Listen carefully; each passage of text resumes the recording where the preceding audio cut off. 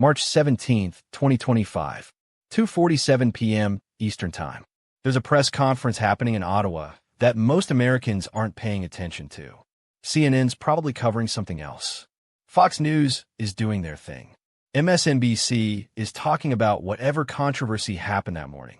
But in a government building in Canada's capital, something is about to happen that will change everything we thought we knew about power, about leverage, and about what happens when you push your closest ally too far. Mark Carney stands at a podium. If you don't know who Mark Carney is, you're about to find out why that's a problem for the Trump administration. To his right stands François-Philippe Champagne, Canada's industry minister. Behind them, the Canadian flag, the maple leaf, the coat of arms. It's all very official, very formal. The room is packed with journalists. CBC, CTV, Globe, and Mail reporters. A few American correspondents who cover Canadian affairs. Bloomberg's there. Reuters has someone in the room. Everyone's waiting because they know something big is coming. 48 hours earlier, news leaked that the White House had made an emergency request to Canada. Not a polite inquiry. Not a diplomatic suggestion. An emergency request. They need aluminum. 47,000 metric tons of it. High-purity, aerospace-grade aluminum. The kind that goes into F-35 fighter jets. The kind that Boeing needs for 787 Dreamliner fuselages. The kind that Ford needs for electric vehicle battery casings. And they need it by April 15th. That's less than 30 days away. So everyone in this room knows the stakes. This isn't just about trade policy or tariffs or diplomatic protocols. This is about whether Canada is going to bail out the United States after the United States just spent the last month threatening them, tariffing them, treating them like an economic adversary instead of the closest ally America has. A reporter stands up. She asks the question diplomatically, the way journalists do when they're giving someone an out. Minister Carney, given the urgent nature of the American request for aluminum supplies and considering the integrated nature of our aerospace industry, will Canada consider granting exemptions for critical defense-grade materials? It's a softball question. It's giving Carney every opportunity to say what politicians usually say. We're reviewing the request. Discussions are ongoing. We're evaluating all options. Canada and the United States have a long history of cooperation. Any of those phrases that mean absolutely nothing but buy time and avoid commitment. Mark Carney leans forward into the microphone, and he says one word. No. That's it. No. 2 letters. 1 syllable. He doesn't elaborate. He doesn't soften it. He doesn't add any diplomatic cushioning. He just says no and then stops talking. And I want you to understand what happens in the next 3 seconds, because this is where it gets interesting. 1 second passes. You can hear it in the recording. Someone shifts in their seat. 2 seconds. Someone clears their throat. 3 seconds. In a press conference, 3 seconds of dead silence feels like forever. It feels like an hour. Every journalist in that room is processing what just happened. The camera operators are probably wondering if their audio cut out. Did he really just say that? Did he really just give a one-word answer to a question about a multi-billion-dollar trade crisis? And then Carney continues. His voice is calm, measured. He sounds like a professor explaining something obvious to a student who should already know better. Canada will not be granting exemptions, waivers, or special considerations for any products covered under our retaliatory tariff framework. The United States chose this path. They can choose a different one by withdrawing their tariffs. Until then, our position is firm. The room erupts. Journalists are shouting questions. Hands are shooting up. But Carney is already stepping back from the podium. He's done. François-Philippe Champagne steps forward to handle follow-up questions, but it doesn't matter. The moment is over. The answer has been delivered, and it's the kind of answer that doesn't leave room for interpretation. Now here's where this story becomes a viral phenomenon. Canadian Broadcasting Corporation posts the clip to social media at 2:47 p.m. Twitter, which everyone still calls Twitter even though it's technically X now. Facebook, YouTube Shorts, TikTok, and within 1 hour, that clip has 1.2 million views. People are sharing it. They're quoting it. They're making memes. Within 4 hours, 8.3 million views on X alone. By the next morning, The hashtag yes or Carney no is trending globally with over 240,000 mentions. Think about that for a second. A press conference in Ottawa about aluminum tariffs goes viral globally. When was the last time Canadian trade policy trended on social media? Never. That's when. But this isn't really about trade policy, is it? This is about something much deeper. Something that's been building for years. Let me tell you what's happening in Canada right now. Canadians are losing their minds over this clip. In a good way. You have to understand, for decades, Canadians have watched their government bend over backward to accommodate American demands. Every time there's a trade dispute, Canada compromises. Every time the United States throws its weight around, Canada find a way to smooth things over. Nafta de negociations. Canada made concessions. Softwood lumber disputes that have been going on for literally 30 years. Canada keeps offering solutions. Dairy market access. Canada opened up despite it being politically toxic domestically. Over and over and over, the pattern has been the same. America demands, Canada accommodates. And the whole time, ordinary Canadians are watching this and thinking, when is someone going to stand up and say enough? When is someone going to tell the Americans that you can't just bully us every time you want something? When is someone going to draw a line? Mark Carney just drew that line.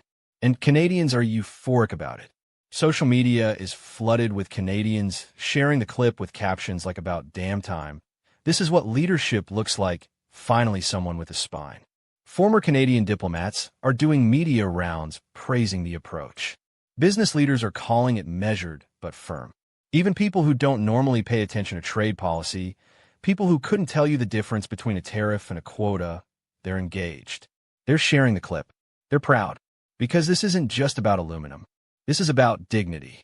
This is about being treated like an equal partner instead of a subordinate.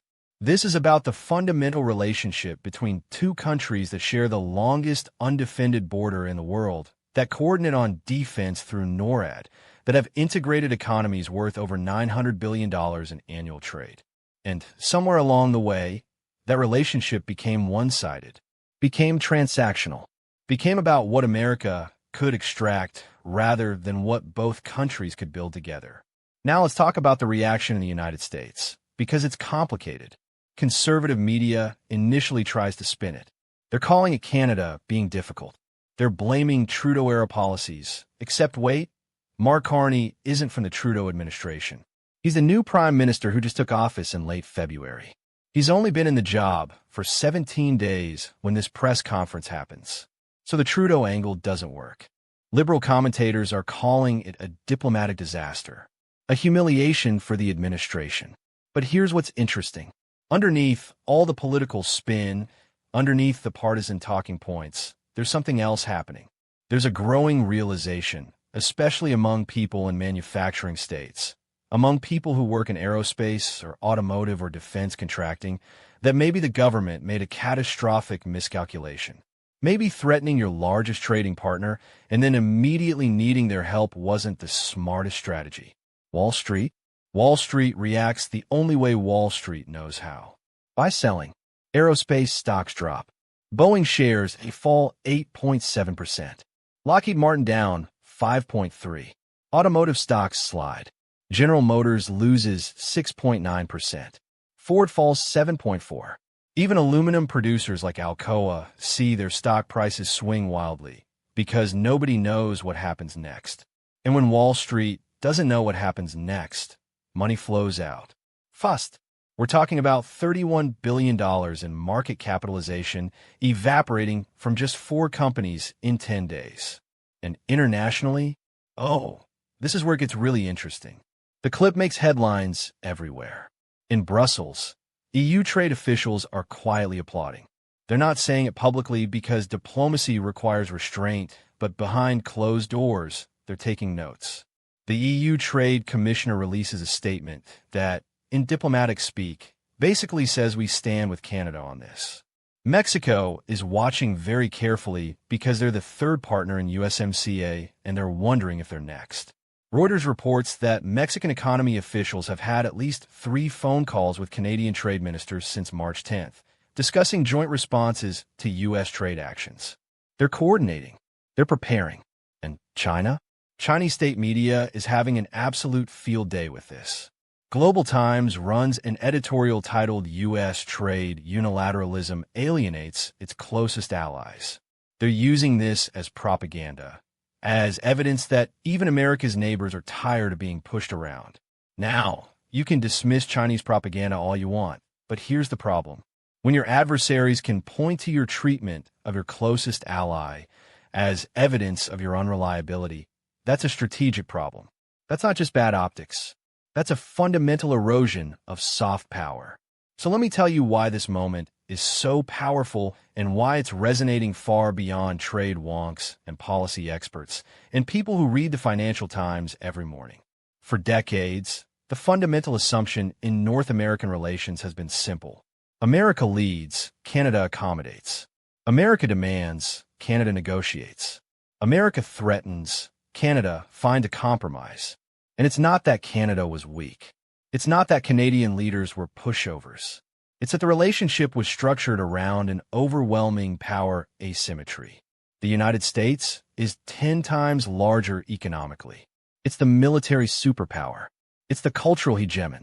Hollywood, Silicon Valley, Wall Street, the Pentagon. All of it creates this gravitational pull that makes it very difficult for Canada to say no.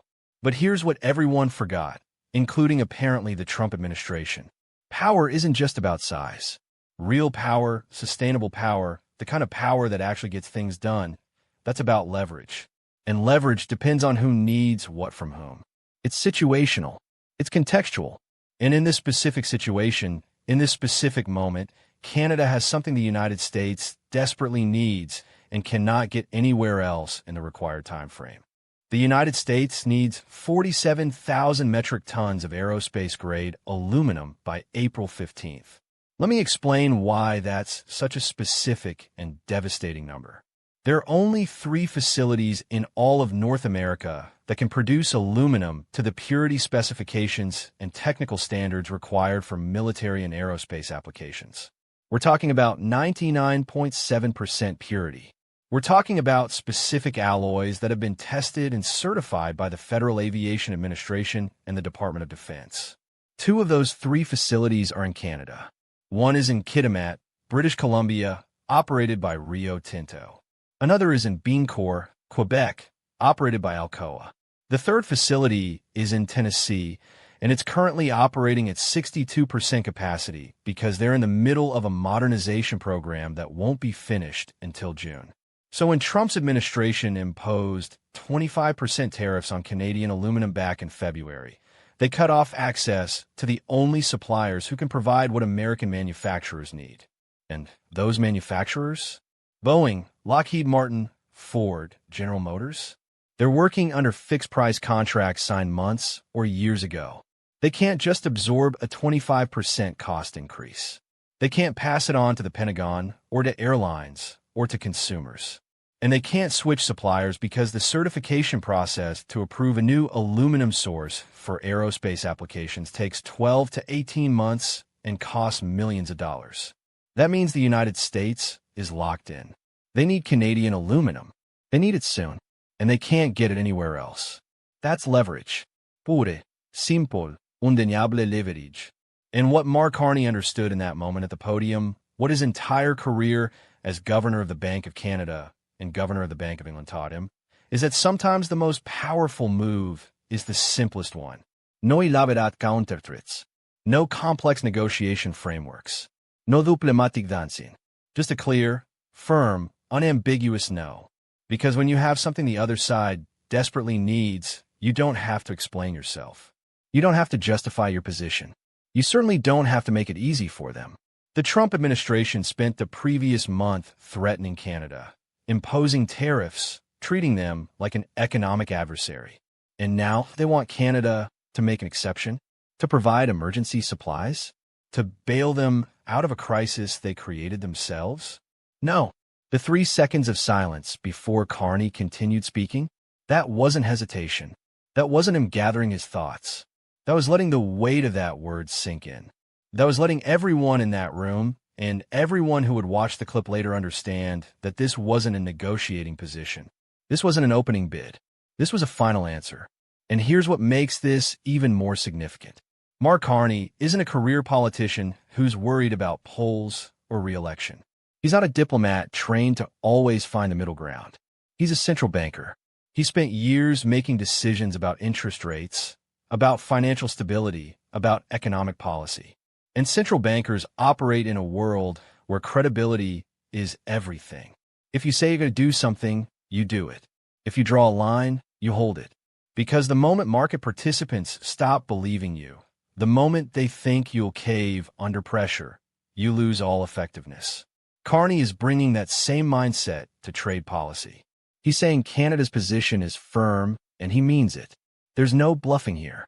There's no posturing. When he says no exemptions, no waivers, no special considerations, he's not leaving room for back-channel negotiations or face-saving compromises. The message is crystal clear. Withdraw the tariffs, and we can talk. Until then, you're on your own. Now here's the question nobody in that room was asking, and what most people watching the viral clip didn't fully understand. How do we get here? How did the United States, the country that created the Bretton Woods system, that rebuilt Europe through the Marshall Plan, that convinced the world that American leadership meant prosperity and stability, how did it end up in a position where it's desperately requesting emergency supplies from a neighbor it just threatened with tariffs? How do you go from wielding economic weapons to begging for exemptions in just 33 days? Because that's how long it took. February 12th, Trump announces the tariffs via Truth Social.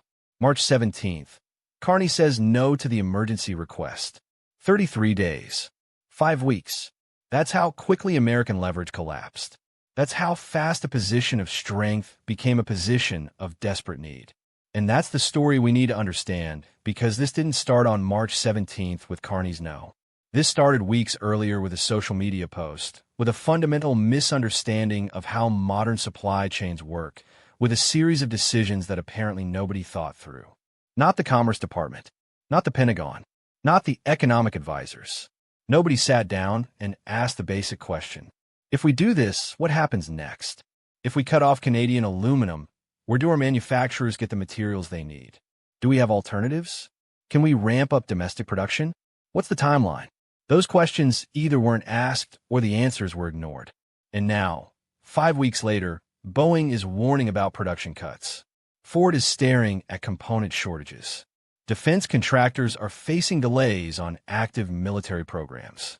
And the administration that imposed these tariffs to Project Strength is now in the humiliating position of asking for help from the country they just punished. That's not strategy. That's chaos. That's governing by impulse instead of analysis. That's what happens when you make policy decisions via social media without consulting the people who actually understand the consequences. Mark Carney's no isn't just about aluminum. It's a wake-up call.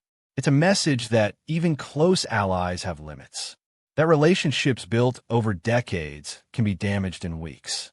That power without wisdom is just noise. And that sometimes the most devastating response isn't a threat or a counter-tariff or a strongly worded statement. Sometimes it's just one word. No. Let that sink in, because what comes next is going to determine not just trade policy, but the entire future of North American relations. And right now, nobody knows how this ends.